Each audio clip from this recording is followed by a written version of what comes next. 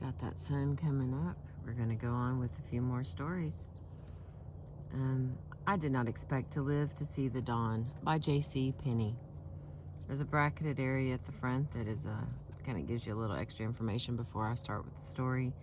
It says on April 14th of 1902, a young man with $500 in cash and $1 million in determination opened a dry goods store in Kimmerer, Wyoming, a little mining town of 1,000 people, situated on the old covered wagon trail laid out by the Lewis and Clark expedition.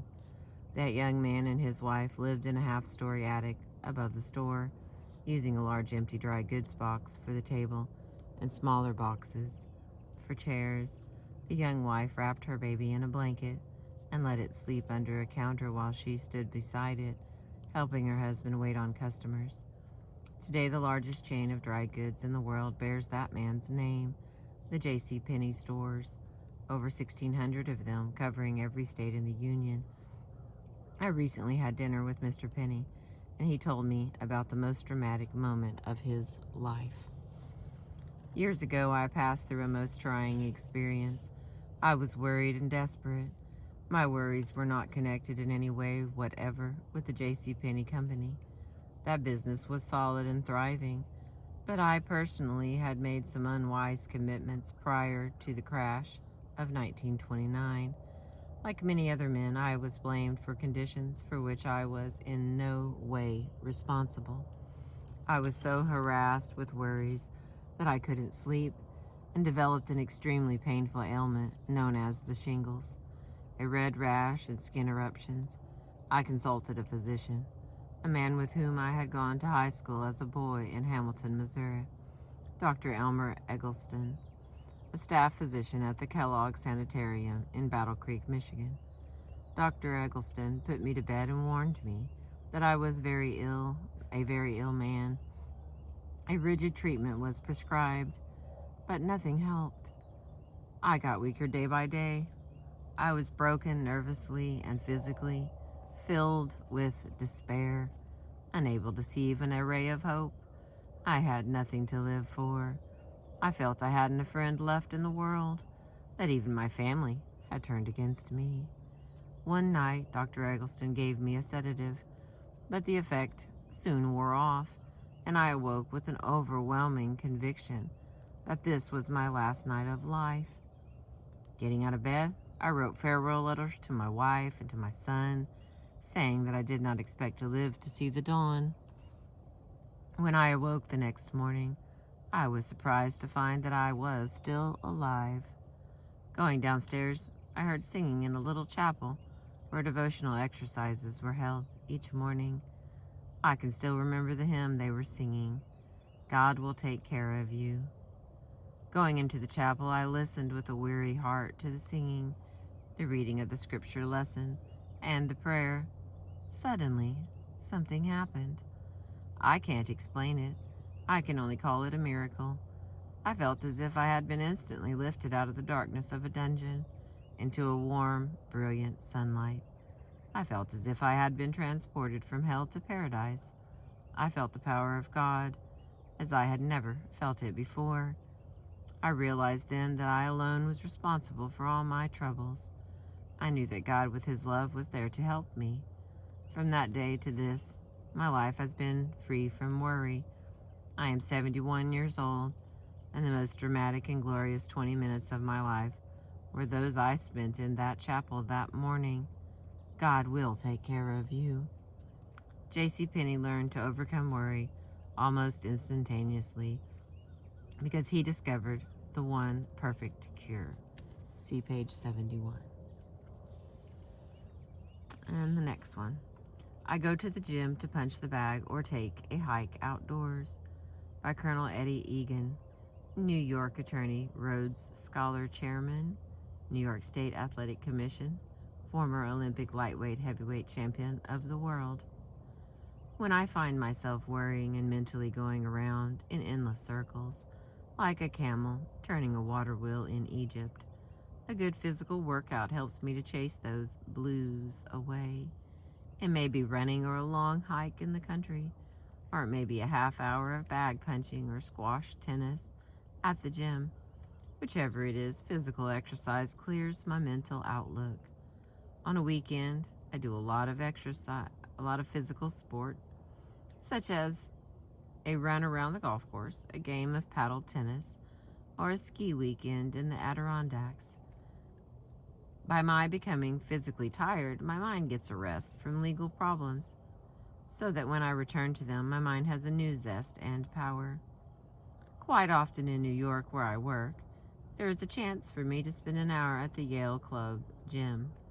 No man can worry while he is playing squash tennis or skiing.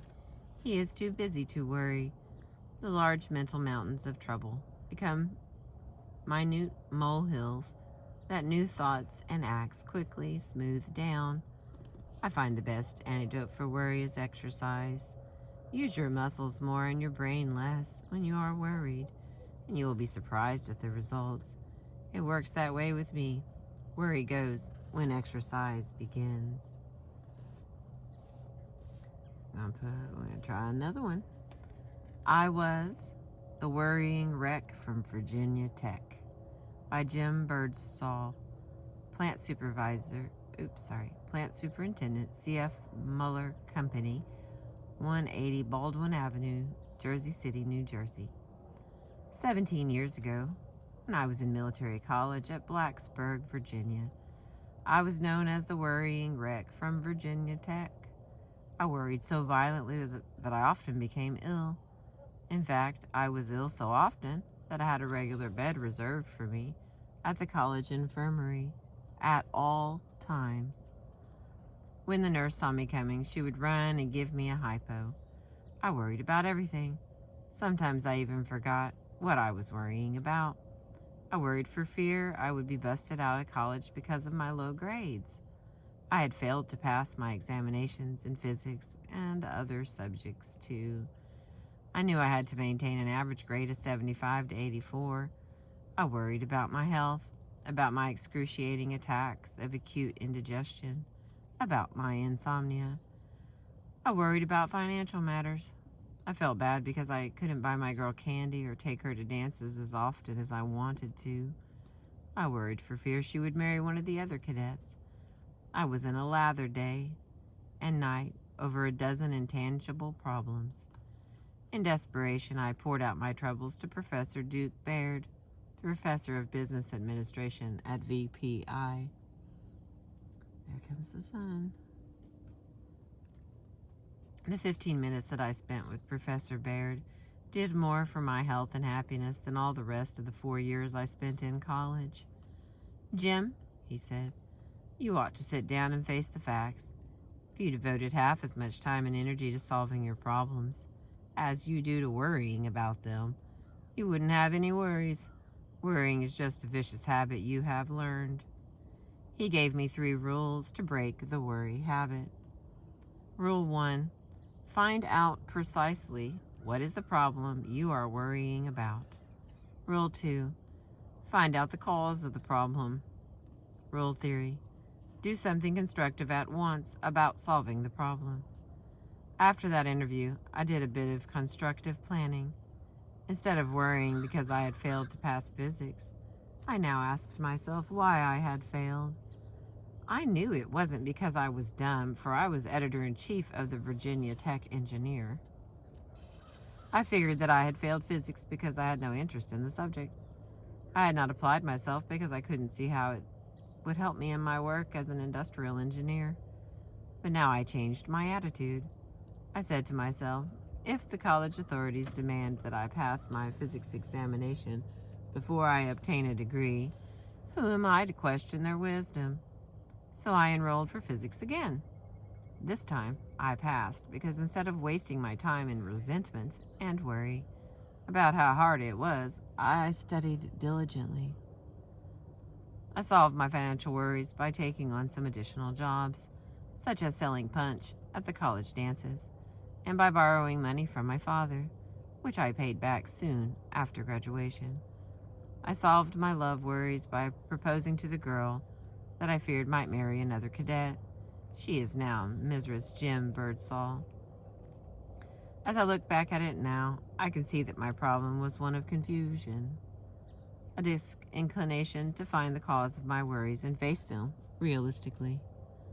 Jim Birdsall learned to stop worrying because he analyzed his troubles. In fact, he used the very principles described in the chapter, how to analyze and solve worry problems. I think I could squeeze one more in here. The next one is I Have Lived by This Sentence by Dr. Joseph R. Sizu, President, New Brunswick Theological Seminary, New Brunswick, New Jersey, the oldest theological seminary in the United States, founded in 1784. Years ago, in a day of uncertainty and disillusionment, when my whole life seemed to be overwhelmed by forces beyond my control, one morning, quite casually, I opened my New Testament, and my eyes fell upon this sentence: He that sent me is with me. The Father hath not left me alone. My life has never been the same since that hour.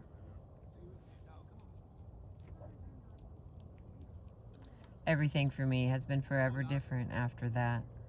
I suppose that not a day has passed that I have not repeated it to myself.